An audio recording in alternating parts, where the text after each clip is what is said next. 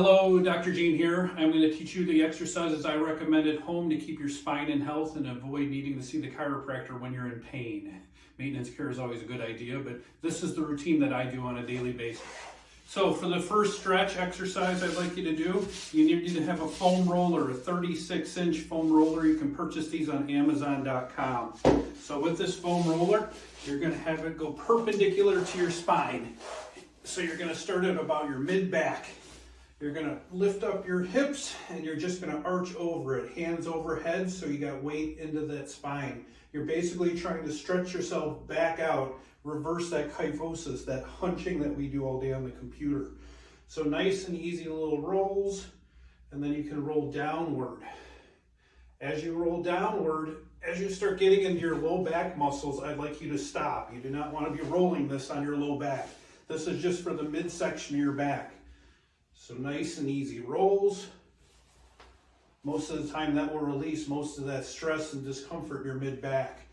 After you've gotten a few rolls in, then you can take it to the next level. As you roll downward, come up into a crunching position. As you roll to the top, you want to arch over it. So middle, you're going to roll and crunch up. At the very top of the thoracic spine, you're going to roll back into it. This is a very quick exercise, should only take you a few minutes to do. After you're done with it, you're going to notice immediately that mid-back is released.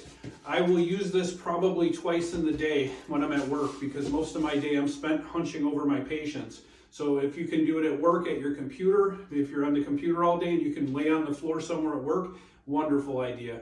If not, good idea to do before you go to work or when you get home from work. Another great exercise, stretch, actually more of a massage technique on this next one, is for the fronts of your thighs. When you come into my office and I talk about low back pain being due to muscle imbalance, these thighs get very weak and knotted. So when I'm doing my treatments, a lot of times I'll be working those muscles and it's quite uncomfortable. So you can also use your foam roller to work on those quads. The trick to this is going to be the leg you're going to do. You want to bring as close to the edge as possible. You're going to take one leg forward, kick that other leg straight back. You're going to lean forward into it so you can put your weight into that. I don't know if the camera is showing it, but my toe is pointed. So on that leg that's getting massaged, you're going to point the toe. You're not going to be able to roll great distances and put a lot of weight in. You're going to do very small segments at a time. Then adjust yourself. Do another small segment. You can do this same massage on your IT band, but you're going to turn your body more to the side, arch over it, same thing. Oof, boy, quite uncomfortable.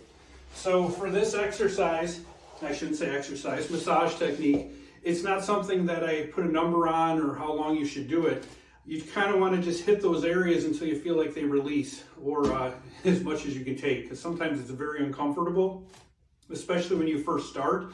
As you do these more and more, it will get less uncomfortable. Exercise that I like you to do with a foam roller is a chest opener. So again, at work, we're hunching too much over, we're rolled forward looking at phones, these shoulders come forward. I want to do an exercise to bring them back, to stretch out these chest muscles.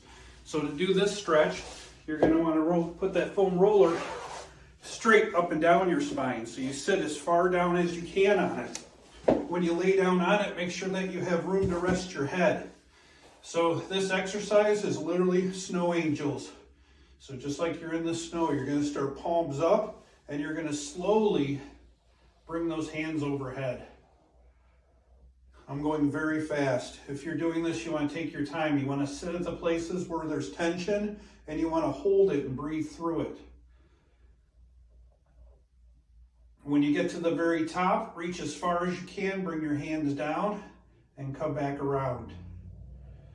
While you're doing this, be focused on bringing your shoulder blades back. You want to squeeze them back as you're going through this motion.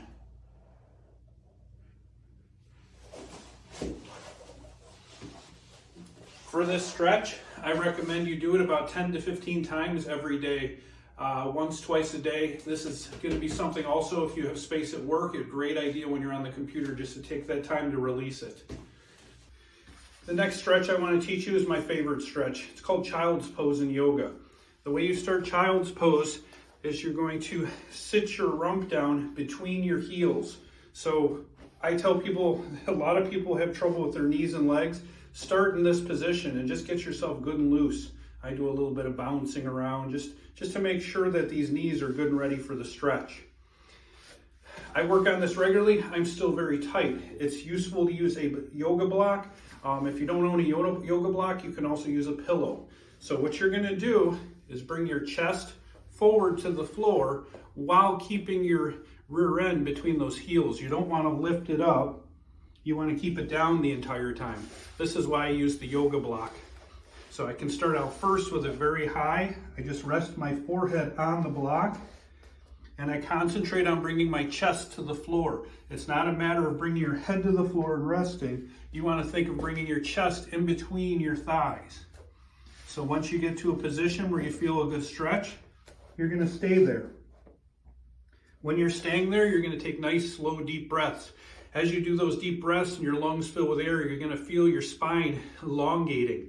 It's stretching all those muscles in your back, your low back and your mid back. As for your arms, I just put them wherever.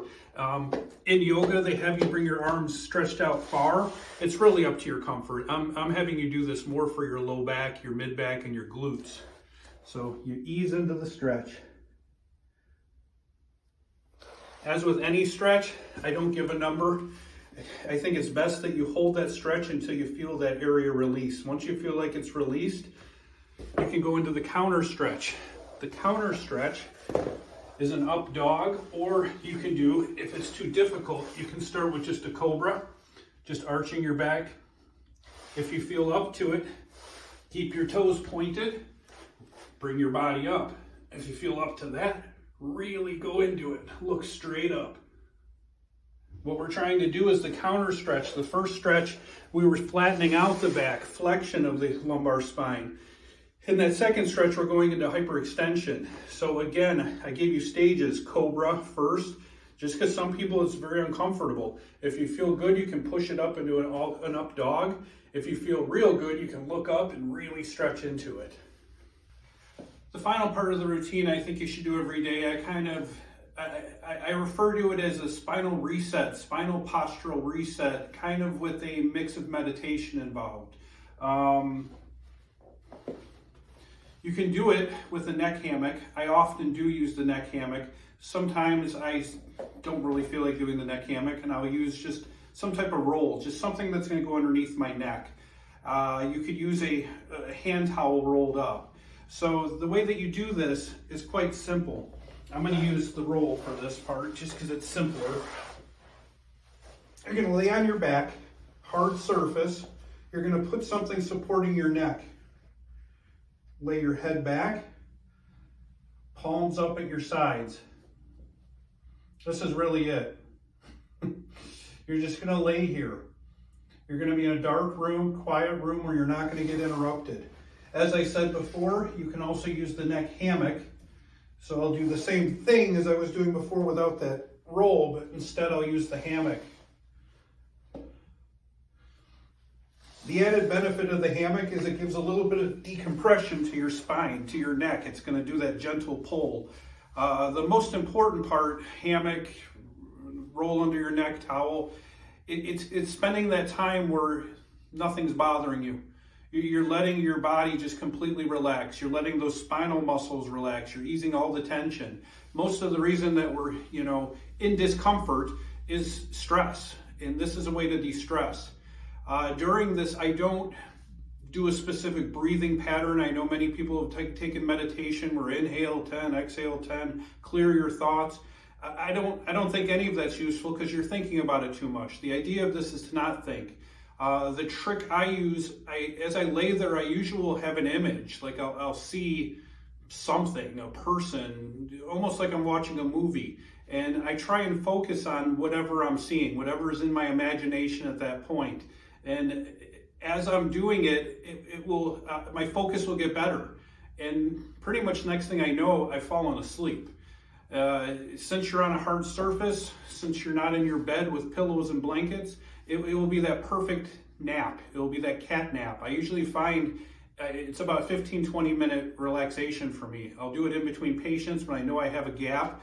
And I'll usually be laying there, and next thing I know I'm awake, and I'm like, okay, once I'm awake, I know I'm done. And I get up and I feel great, completely refreshed. But the added benefit is, what did we just do to the posture? When you're laying on that hard surface, your shoulders are going back, your palms are up to stretch and open up your chest. You're resetting everything in your body during this. So following that stretching routine that I talked about in the previous section of this video, I'll do all of that if I can, and I'll finish with that. If not, and I just know I'm stressed or my mind isn't thinking, I'll go in the dark room, close the door, and 15 minutes just reset myself. So however you want to do that, if it's part of your routine after the stretching, if it's something you do just at the end of the day before you go to bed, if it's midday, anytime. You need that reset. I think our minds, we constantly are working in getting wrapped into the stress of our life. That short little break of time is the perfect thing your brain needs to reset itself. So I hope you enjoyed these videos. I hope to produce more exercise and stretching videos, but this is really just the bare bones basic. This is what I think you should be doing every day. Thank you.